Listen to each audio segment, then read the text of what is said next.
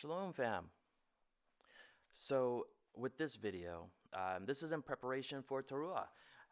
We have the 7th month coming up, at least how my house observes, and in about a month. So I wanted to have something like this. I've been thinking about it for years, but praise Yahuwah, it's coming out now. And so I wanted to share what I do, things that I use that I find useful um, when trying to sight the moon. If you saw my last vlog, um, I kind of go into why I use the moon for scriptural observance of feast days, appointed times, Muadim. Um, and I'm not sure if you got to see it, but in the description of that video, I post the link as to why I now use the visible sight of the moon versus the dark moon calculation for the beginning of a month. So check that out if you haven't already. So I have some images here and video clips that I want to share, but the point of this is kind of to show you what you can expect, things that you can do, particularly if you're living in the Northern Hemisphere, but there should be kind of similar things here, concepts for in terms of use. If you're in the Southern Hemisphere, I believe things will be just a little bit reversed. But anyhow, so I just wanted to share some things here. So what I did, I captured some footage a couple days before I was expecting to see the moon in the sky. And I had to do this for several months before I saw a pattern. And so I'm going to save you a little bit of time in case you haven't already had a chance to glean this information. But I just want to go ahead and jump into it. So I'm going to have some images up here, and this is showing local to my time, which I think is another important thing. You know, using someone else's calendar, consider where they are. If they're in a similar time zone to you, then things shouldn't be very different. But if they're on the opposite side of the world, some of these things can vary. I remember having some siblings overseas, and when we would calculate our times, sometimes we'd be a day different just because of the way, at what time the sun was setting, behavior of the moon, what have you. So anyway, I have these images up, and these are a couple of days shown, so 4 days, and this is showing for this 6th moon. And so I have a day showing the end of the moon cycle. So we're seeing the waning, the light waning, so it means it's like going away. And then we have a couple days where in the app it says 0%. I try not to trust that percentage. I like to go and cite myself, but I will use a couple values to help me here.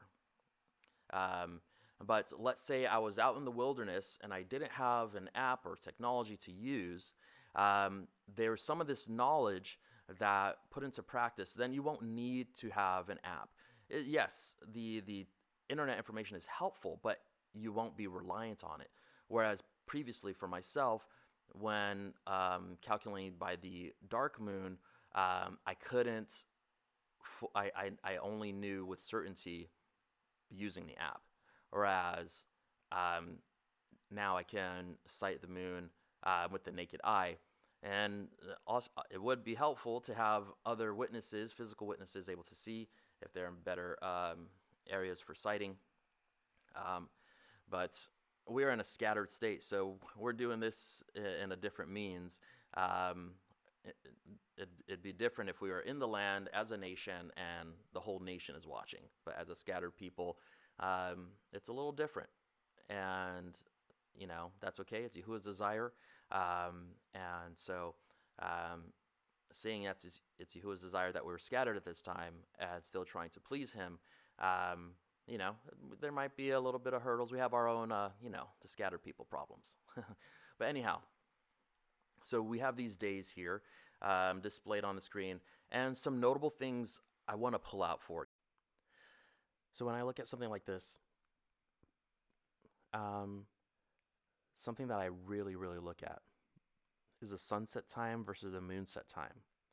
So in this example, I'm looking and seeing that, let's see, sunset is 8:08, and then moonset is 7:47. So just thinking about that, the moon is going to set before the sun sets.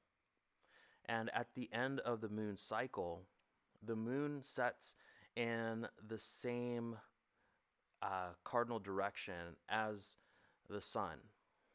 Again, speaking from Northern Hemisphere perspective. So in the west. And just from knowing and just, yeah, and just tracking the moon, I would not even see the moon. Let's say, the moon were visible. Let's say, no, that there's still light that would be seen on the moon, because it's going to be in the same direction as the sun, and the sun is still going to be up. I wouldn't be able to see the moon. I didn't get footage of this day, September 1st, but I have the following day, the 2nd, and some footage of that. And in the footage, it can be seen that, well, I should say you can't see the moon, but there's one factor. The app is just, and apps will vary one to another. We'll say 0%. But again, I really like to look at the sunset and moonset times. But when the moon is at the end of its lunar cycle, especially as it's about to set, if the sun is still up, the sun's light is just so overpowering. The moon's light is so weak compared to it. And so just kind of understanding that, it's just like, okay, it's difficult to see the moon if the sun is still up, especially. There would need to be quite an amount of distance. Anyway, this footage, I'm using my watch to kind of show, the time and date in reference to what we're seeing in the sky. So on this day, wasn't expecting to see the moon, couldn't see the moon. And that was even some minutes before moonset and sunset. And as you can see, the sun was just too bright. And again, 0%, at the end of the moon's cycle, just kind of give an idea of what the sky looks like for reference. My next set of footage is for this day, September 3rd, where the sunset time is 8:05, moonset 8:30. When I see such a gap like that, that increases the chances of the moon being visible. And there have been some times where maybe an app said 0%, and yet I was able to end up seeing the moon. Now it's a little tricky because after the sun has set, I want to say we gotta wait like around maybe 10 minutes. Maybe then the moon might be visible. We gotta wait for some of that sun's light to kind of calm down a bit, because it will overpower the light of the moon. And then, with considering the moonset time, when the moon is so close to the horizon, it's difficult to see it. And so, maybe the last, 5 to 10 minutes of the moon, like just before it sets, that's also a window of time where it might not be visible, just because it's so close to the horizon, like it just wouldn't even be seen. So kind of thinking about that doesn't leave a whole lot of time of a window where the moon would be visible on this day. But again, it's a day that's 0%. And as you'll see from my footage, there's also this hurdle that can come up. Pretty cloudy. So in the footage, my watch showing for reference 8:11, we're some minutes after sunset. You can see how bright the sky still is. And for when you're getting started in terms of just like wanting some help figuring out where to see the moon, I like this one app, Star Walk. 2, where it's the augmented reality overlay, which can help you give a general direction of where the moon would be. And over some time, I just found like, oh, okay, it's consistently in the west, setting in the west when it's close to being a new moon. So, that's where it's like, okay, you can then survive without it. But it was very helpful times past when I was just generally just tracking the moon different times and just noting its behavior.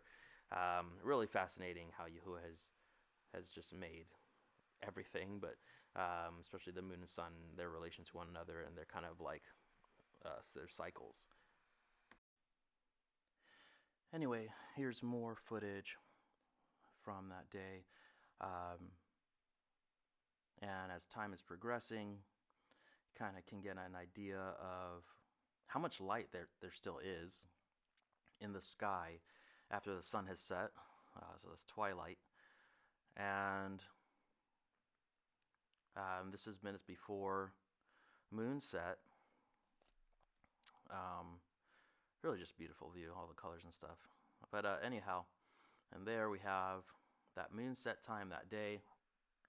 Not like we saw much anyhow. But look at how bright the sky still is,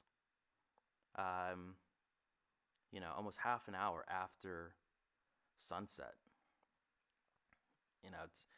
I think maybe I saw a single star. Actually, no, this night, no, I didn't see any stars even at this point. Definitely getting dusky, but not quite nighttime. And so just kind of good to be, of course, aware of just of the sky, of this kind of thing. So it's just kind of zooming in. We see where it's brightest is where the sun had just set. And for reference, I use the Skywalk app, just kind of taking a look at where things are. I don't know if you noticed the crosshair there for the moon, showing that it was below the horizon. Had indeed set by this time. My final section of footage is for September 4th, 2024, where the app is saying 1%. Yeah, okay, I don't really care too much about that. But sunset and moonset times. So we have an even greater window of time for viewing the moon. So we have that sunset time of 8:03, and then moonset time of 8:49. So it's a good chunk of time, about 45 minutes of a gap between sunset and moonset, and kind of lopping off, about 10 minutes after sunset, about 10 minutes before moonset. That's still about 25 minutes where we should be able to see the moon if it were there. That's kind of just the way I think about it. And so when I see these kinds of gaps, sunset versus moonset time, the greater that gap, the more likely we should be able to see the moon in the sky.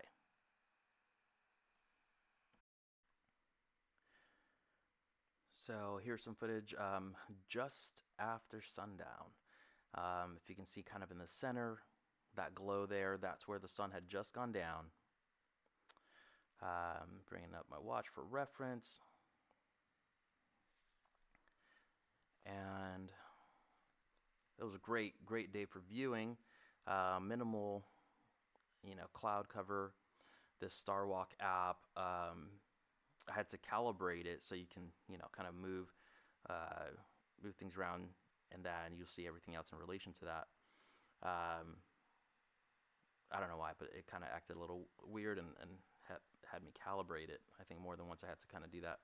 And it was because I was like recording video and I was resetting it. Anyway, so just relative to where I saw the moon set, the sunset, I just like calibrated things, moved it over. So a few minutes after sunset, could not quite see the moon just yet, and was bringing this up. Oh yeah, this was me trying. I had to recalibrate it here. moving things. And so it looked like, a little bit to the left, still in the west, but that's where, expecting to see the moon. And so the moon is up in the sky in this footage, but you just can't quite see it yet. Its first light not quite being visible just yet. So fast forward a few more minutes, and I was pretty surprised. It was around then that I was able to see the moon.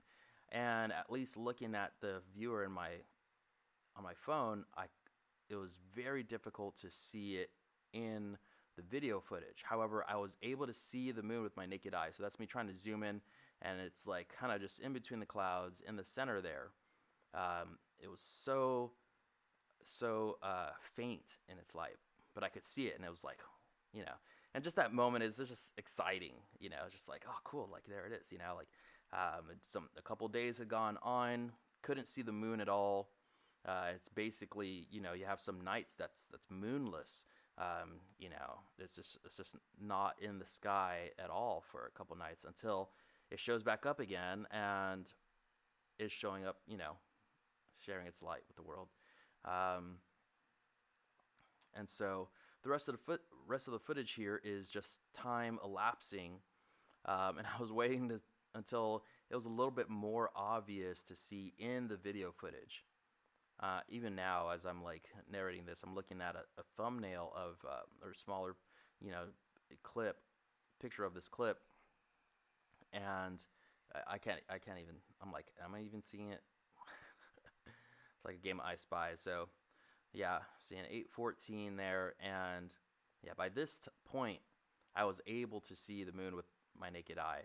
I'm not sure if you'll be able to see it in the footage, but I waited until it was a bit more to my sight obvious.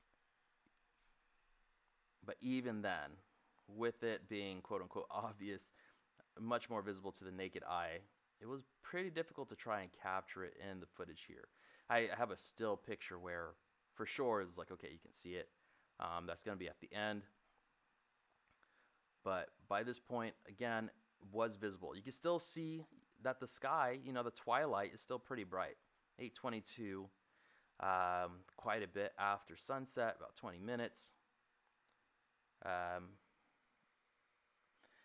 And maybe you can make it out. It's pretty faint, but present. And so when you're sighting the moon, and I wanted to do this, in preparation for Taruah,